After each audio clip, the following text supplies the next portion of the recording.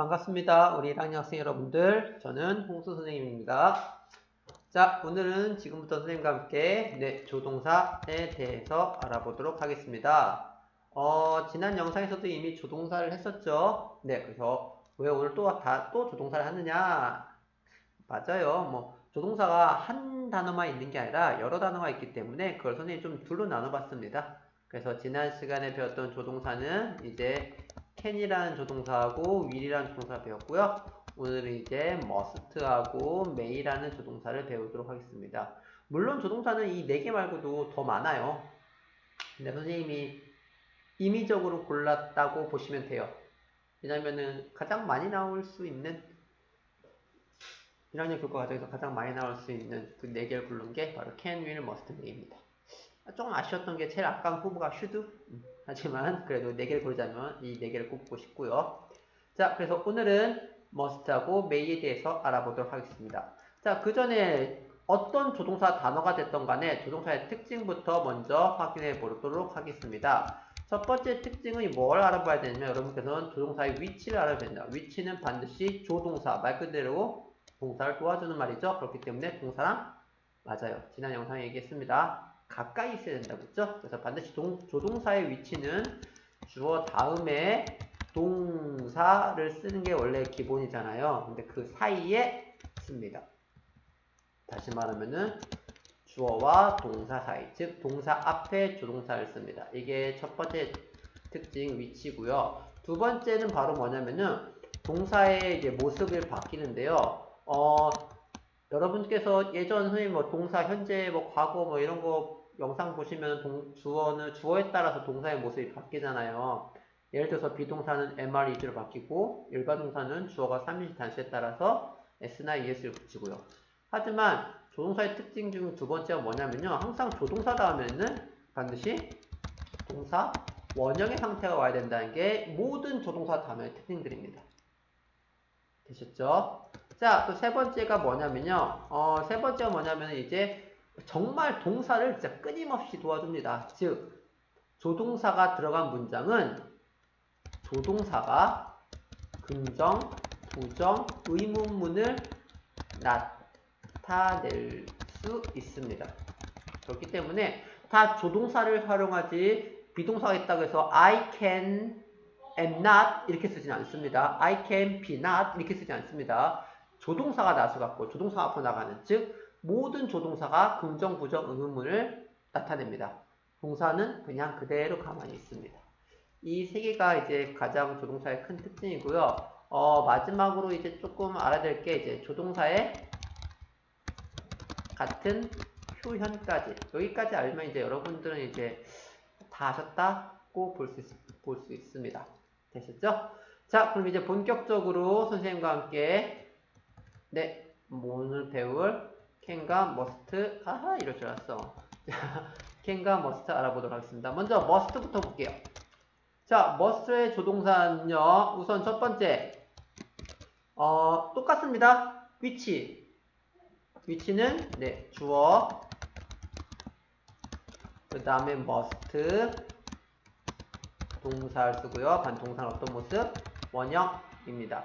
즉 이게 뭐가 됩니까? 이제 조동사의 위치이자 긍정문이고 동사 원형 다 됩니다. 다시 말하면 기본 구조 문장에 must가 들어간 기본 구조 문장 그 다음에 이자 긍정문.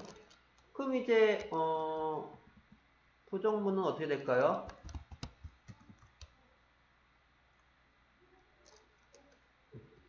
다음에 두 번째 부정문은 다시 말하면 위에가 이제 긍정이 되겠죠? 그럼 왠지 중간부터 영상 혹시 보신 분은 왜 갑자기 긍정 부정부터 하지? 것 같아서. 자, 주어 다음에 must 쓴 다음에 not을 쓰면 됩니다. 그냥 반드시 동사 원형. 의문문도 마찬가지입니다. 의문문도 이제 must가 먼저 오겠죠?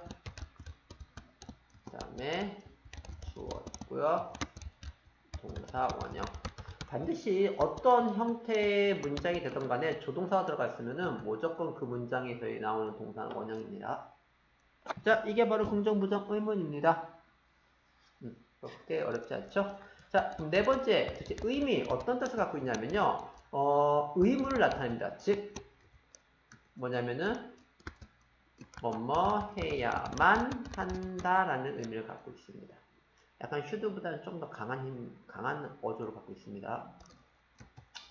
자, 그럼 다섯 번째, 같은 표현은 뭐가 있을까요? must와 같은 말은요, 바로, 네, have 혹은 주어에 따라서 has, to가 됩니다. 마찬가지로 뒤에 뭐가 와요? 동사 원형이겠죠? 왜? must 자리에 얘가 들어갔을 뿐입니다. 얘가 must였다면은, 그죠? 당연히 동사 원형 당연한 거잖아요. 마찬가지입니다. have to, has to가 와도 뒤에 동사 원형은 변함이 없습니다. 근데 전체적으로 얘가 좀 어떤 문제를 일으킵니다. 어떤 문제를 일으키냐면요, 여러분. 이제 말씀드릴게요. 어떤 문제를 드리냐면, 저는 예를 들어줄게요. 이렇게 해준 걸로 할까? 좋습니다. I must run to school. it is late. 나왔습니다. 자, 얘를 이제 같은 표현으로 바꾸세요라는 말이 나왔어. 그러면 어떻게 됐냐면요. 어떻게 돼요? I have to run to school입니다. 되시죠? 그럼 이렇게 되는 건 문제가 되지 않아요. 근데 바로 이게 문제입니다. 뭐냐면요. 이제 I must run이 아니라 I must not run to school입니다. 그럼 얘랑 같은 표현이 뭘까? 곰곰이 생각해보니까 must와 같은 말이 have to잖아요. 그럼 얘의 부정문은 그렇죠. I don't have to run to school입니다. 잠깐 여기서 선생님이 짚고 넘어갈 게 하나 있습니다. 혹시 여러분들 왜 have to의 부정이 don't have to가 되는지 이해 안 되신 분은 다시요. 되게 중요합니다. have to의 부정이 don't have to가 된 걸 이해하지 못하시는 분은 일반 동사 부정문의 동영상을 다시 한번 확인하시고 일반 동사 부정문 문제를 다시 풀어보세요. 여기서 영상 멈추시고 개인적인 생각으로 선생님은 동사가 더 중요합니다. 조동사보다. 동사도 모르는데 조동사를 한다? 에이, 차라리 동사 하세요. 동사가 훨씬 더 중요합니다. 다시요. have to의 부정이 왜 don't have to가 됐는지 이해 못하시는 분은 일반 동사 부정문 편을 다시 확인해 주세요. 아셨죠? 자, 여기까지. 자, 다시 조동사 돌아와서 정리합니다. must와 같은 말이 have to야.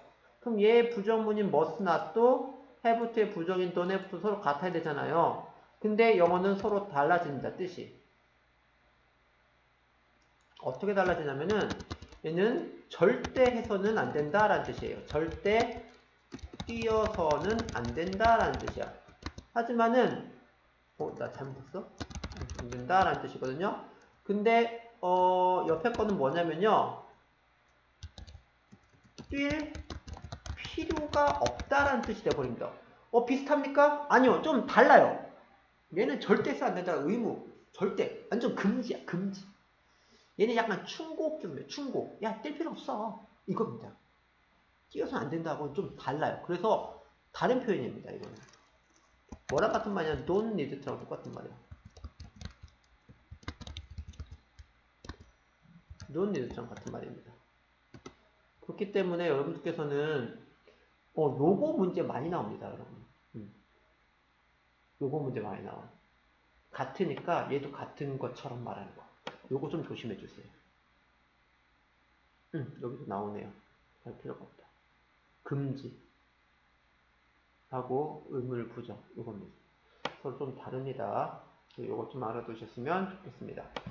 자, 물론 must도 추측을 나타낼 수 있지만 선생님 생각에 추측도 있긴 있어요. 근데 과연 1학년 저게 나올까요? 선생님은 안 나올 듯 합니다. must 다음에 이렇게 비동사 나와서 뭐뭐이면 틀림없다라는 추측도 가능하긴 한데 추측을 하기 시작하면 모든 동사를 다 해야 됩니다. can도 추측을 나타낼 수 있고 must도 추측을 나타낼 수 있어야 되고요. may는 이따 말했지만 당연히 추측하고요. 추측은 진짜 조금 더 나오고 나서 예, 여러분들과 함께 공부하도록 할게요. 우선 가장 기본적인 대표 뜻은 알고 있었으면 좋겠습니다. 각 조동사마다. 그 중에 오늘은 네 바로 must를 했습니다. 되시죠 여러분들? 자 must입니다. 이제 정리할게요. must 내내 다 뭐다? 조동사다. 그렇기 때문에 특징 첫 번째 동사 앞에 온다는 사실, 위치. 두 번째 조동사 다음에 동사 원형이 와야 된다는 사실. 세 번째 조동사가 있는 문장은 다 조동사가 긍정, 부정, 의문문을 나타낼 수 있고요. 네 번째 조동사의 같은 표현을 알으셔야 된다는 사실. 어떤 조동사를 배워도 변함이 없습니다. 자 이제 must만의 특징 갑니다. 뭐 must만의 특징이라기보다는 must는 어떻게 쓰나 긍정, 부정, 의문 뜻은 어떻게 되나? 그 다음에 must와 같은 말이 뭐가 있는지. 그런데 조심할 점은 must와 have는 같지만 각각의 부정문을 나타내는 must는 아까 don't have는 뜻이 서로 다르다는 점 꼭 알아두시면 좋겠습니다. 이제 여러분들께서는 must는 워낙 많이 했기 때문에 네, 많이 했기 때문에 그래도 정리가 필요하지 않을까? 하지만 정리보다 더 중요한 거는 많은 문제를 풀어보는 건 괜찮지 않습니다. 꼭 내용이 좀 개념이 인지가 되었으면 반드시 문제 좀 많이 풀어주세요. 아셨죠? 질문은 언제든지 받습니다. 열려있어요. 카페, 댓글, 쪽지, 전화, 아니면 오셔서라도 언제든지 질문 괜찮습니다. 아셨죠? 자, 그러면은 선생님 여기까지 하고요. 메이 이어서 바로 할 겁니다. 바로 메이 영상 클릭해주세요. 우선 머스트는 여기서 멈춥니다. 잠시만요.